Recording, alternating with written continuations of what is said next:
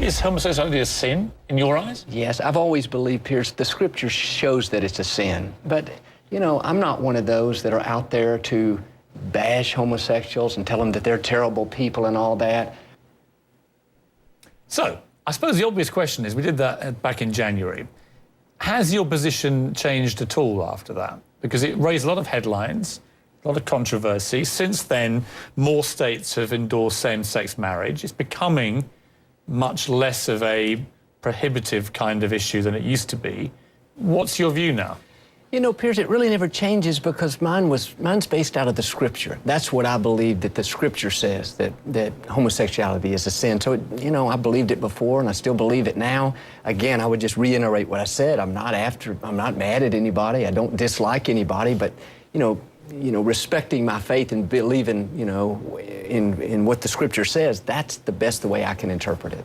But, I mean, shouldn't the Scripture be dragged kicking and screaming into the modern age? I mean, we were talking before the break about the issue about eye for an eye, tooth for a tooth. Not everything in the Scriptures really is, in my view, conducive to modern life. I mean, like everything else, doesn't it have to move with the times? And isn't it down again to people like you to interpret it in a way that evolves? I mean, you're known as a very progressive preacher. Sure.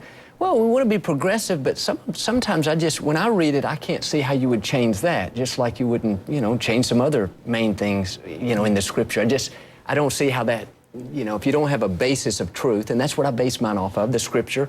Everybody else doesn't, and I don't fault them if they don't. But this is just the way I choose to live my life and what I teach based out of the Scripture. So I don't think, you know, I think, you know, personally, 200 years from now, the Scripture's still going to say that. Yes, but the law of the land may not, and it may not in your state. I mean, the law of the land is changing fast. And you know, your argument about executions was, well, it's the law of the land in somewhere like Texas. What if Texas eventually, and at the moment it's an unlikely place I'd imagine to bring this in, but it may change with enough pressure. Texas brings in a law that same-sex marriage is permissible. How would you feel then if it's the law of the land? Well, you know what? I'm going to respect the law, and I'm going to respect gay people like I do now. You know, have plenty of people that come to our church and friends, I would call, that are gay, so I'm going to respect that. I think where it puts a difficult situation is me being a Christian pastor, believing the Scripture. You know, it'd be against my faith to marry two gay people. You could never do that. No, it would be against what I believe the Scripture teaches. And so that's where I think the rub comes in of people like myself. It's not that I'm against anybody, or, you know, if people want to live together, that's up to them. But my faith, when we say marriage, I mean, I think about, Pierce, all through the Bible, there's, you know, hundreds of marriages, but none of them are shown as between, you know, the same sex. And again, I'm not against anything, but I just believe that's what the Bible teaches, and that's how we've chosen to live. Don't you feel a bit uneasy that the last person I heard speaking like this was Mahmoud Ahmadinejad, who's the president of Iran, who says there are no gay people in Iran and it's a terrible sin and curse. I mean, Victoria, what do you think of all this, the gay marriage debate? I mean, could you ever imagine attending a gay marriage between two people who come to your church, for example, if they invited you? Well, I think if it was that easy, then we would have figured it out by now. But it's been overthrown. States go for it, and then they overthrow it. And so it's very difficult for people. But accepting an invitation is easy. So would you accept one or not? Would I accept one? Two gay people who attend your church invite you to their wedding. Sure, I would go. You would?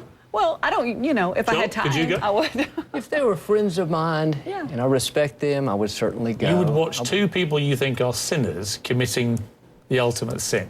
Well, I'm looking at it, well, I don't think it's the ultimate sin, but I'm looking at it from another point of view of respect to that person. And, you know, it gets convoluted, but I'm looking at it as respect to that person.